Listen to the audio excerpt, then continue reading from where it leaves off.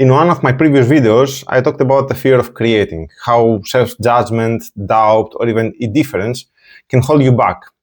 But what happens when you pass through this fear? In this video, I want to focus on what you gain from creating, regardless if it fails or succeeds. And if you ever thought of starting something new, maybe even tango, you can see how this first step of pushing through the fear can change you in ways that you never expected.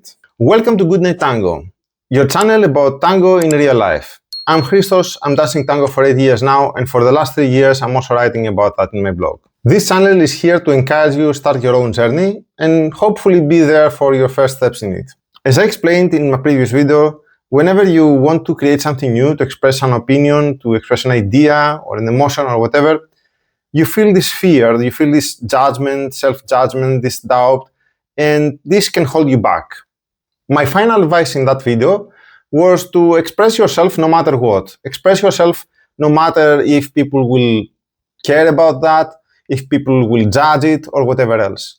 Just do it and you will find people that will resonate and you will connect with people that you never expected. But apart from this connection, what else do you gain from this creative journey? One of the first benefits from creating something new and expressing yourself in ways that are authentic and are honest to yourself is that you learn to build resilience. When you first start creating something new, the criticism or the indifference might feel like a failure. You might not find people that resonate with you, you might hear harsh comments and you might face judgment, and this might seem like failure. This is natural because everything that you create is like your own child and you feel very attached to that. And whatever criticism or judgment or indifference that faces, it actually feels like it is coming to you. You take it personally. But after some time, when you start creating and you face these kind of issues again and again, you realize that this criticism and this judgment may not be exactly for you, maybe for your ideas and for your opinions. And maybe you have to re-examine some things that you've said, re-examine some ideas that you had, see where the comments come from and adjust your own ideas. Maybe the way that you expressed something felt a bit controversial when in reality it wasn't so much. But the more you do that, you learn to build resilience in handling the comments and handling the criticism. And this comes also in the rest aspects of your life, in the other aspects of your life. I mean, when you receive criticism at your job, when you receive criticism in your relationship or whatever else, it feels much easier to handle it. It feels much easier to negotiate, to understand what the other opinion is, what the other argument is, and try to find the middle ground. Try to understand what the other side is supporting, and this way improve your own ideas, improve your own opinions in the end. When you express your own ideas and they go through this criticism and this judgment and this maybe indifference, it helps you strengthen your own identity, strengthen even your own opinions, even your own ideas by improving them. If you can understand what the other argument is, if you can understand what the other opinion is, and you can debate with that, you can maybe enhance it or use it or improve your own idea based on that, this strengthens your own identity. I remember myself when I was doing my PhD, one of the biggest problems, one of the biggest fears that I had was when I would present my PhD to 7 other professors and I would be judged. I remember my professor training me and going through all these kind of questions of why did you do that like this and why do you support this and why this experiment gives me that result or whatever else, and how can I understand this from your experiment and other things. And through this test and through this debate and through this conversation that we had, in the end I strengthened much better the positions that I had in my PhD thesis, and I was much more and much better prepared to defend my thesis when it came to the actual defending. So if you express yourself and you go through this criticism and judgment, in the end, you learn to improve and strengthen your own identity, strengthen your own ideas, strengthen your own opinions, and in the end, you're finding your own true unique voice. In tango as a dance, this process of finding your own identity doesn't come actually through criticism, but it comes through the expression. The more you express your true self, the more you express yourself with honesty and how you feel when you dance, the more you realize and you understand the connection with your partner, how it resonates with your partner, and the more you find your own self. You reach a moment in your dance where you actually stop copying steps or sequences or whatever else, and you just focus on expressing an emotion, expressing what the music makes you feel. And through this, you connect with your partner and you enjoy the dance. And because everybody expresses their own emotions with a slightly different way, your dance becomes really a personal thing. Your dance actually finds its own identity, and you can identify, and people can see you dance and they can understand, okay, you can see, like, for example, this is Christos or this is whoever else is dancing. Because you can see the signature in the body language that they use, the signature in the way that they interpret the music, the signature in what they express in the music, everything else. This creates your own unique identity when you dance. Another benefit that you have when you express yourself, no matter what happens, no matter the judgment, the criticism, or whatever else, is that you shift from seeking approval to seeking expression. This means that you want to express yourself, you want to express your emotions, you want to express your identity in your dance, but you realize that not everybody has to like it. It's not something that everybody has to dance with you because you are the perfect dancer. Maybe some people will not like the way you express yourself. Maybe some people will not understand the way that you're dancing, the way that you express yourself in your dance. It doesn't matter.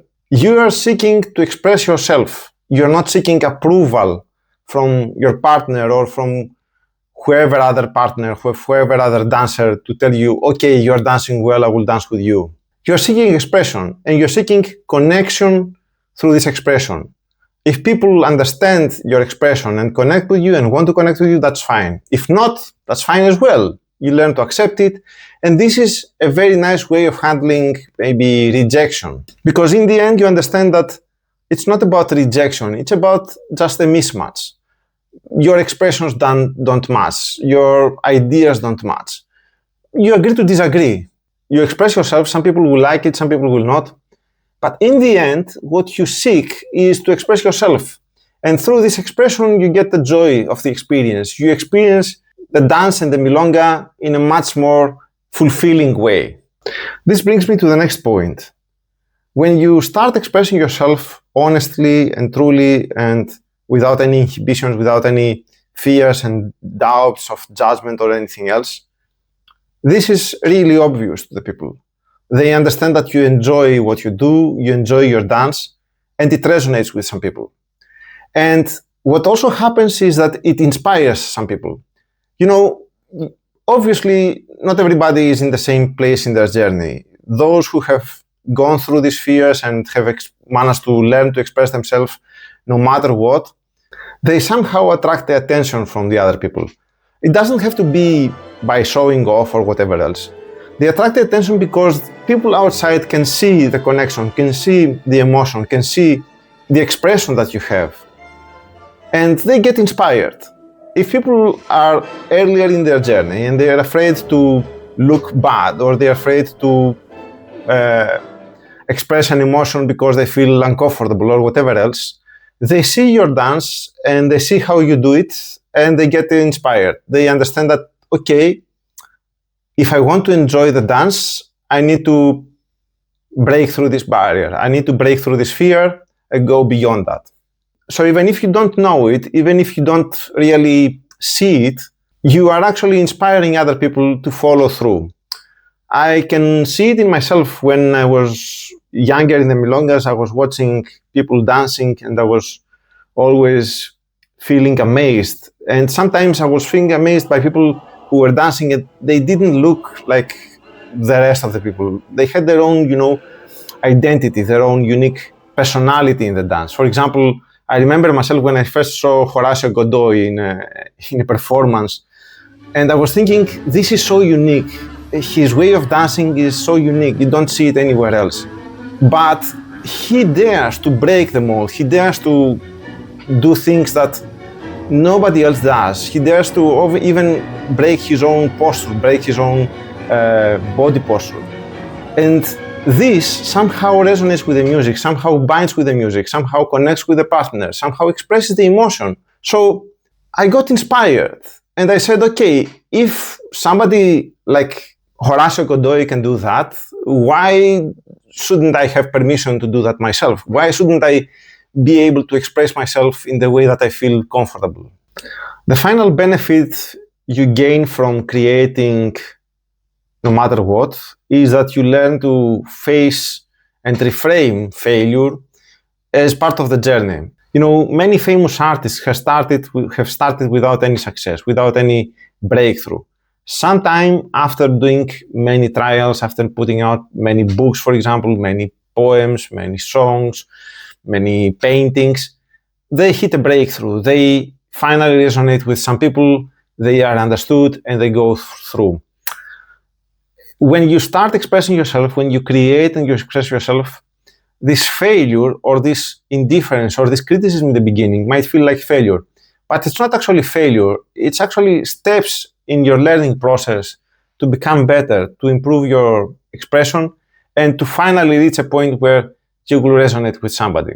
So the more you put yourself into this process and you express yourself, you learn to fall in love with the process and not see everything as a failure, not see mistakes as a failure. The same happens in dance. The more you try something, the more mistakes you try and you do in a step or in expressing yourself or whatever else, the more you will see that you will be improving in the end. We are not born dancers, natural tango dancers, and everybody starts from zero and starts learning from zero. So mistakes are part of the process. You don't have to see them as failures. You just have to see them as learning steps into your path for dancing tango and for reaching a place where you can feel comfortable and then really enjoy your dance. As I said in the other video, self-expression doesn't come without doubts. And no matter how many times you try, no matter how many times you express yourself, and whenever you create something new, these doubts will be there. But you have to do it anyway. You have to create anyway. You have to push through these fears anyway, because only then you will be changed in so profound ways that you never imagined. This video just gave you some points, some ideas, but listening to something on a video in YouTube and actually experiencing it and experiencing it in your life and seeing the change in your own personality is something that it is much more rewarding than just watching a video for 10 minutes. So if you ever consider starting something new, expressing yourself, even if it is in tango or if it is in your life, in any other endeavor, I will encourage you, I will tell you, do it anyway, create anyway. And always remember, the first step is always the hardest, but is always the most rewarding in the end. So let me know in the comments, have you ever faced these fears? Have you ever gone through the fears and pushed through? And what happened? How did you change from this process? If you want to learn more about my creative journey and how I faced my fears and how this changed me profoundly, the video on the screen tells my whole story. See you there, and don't forget to move forward both in the dance floor and in life. Bye!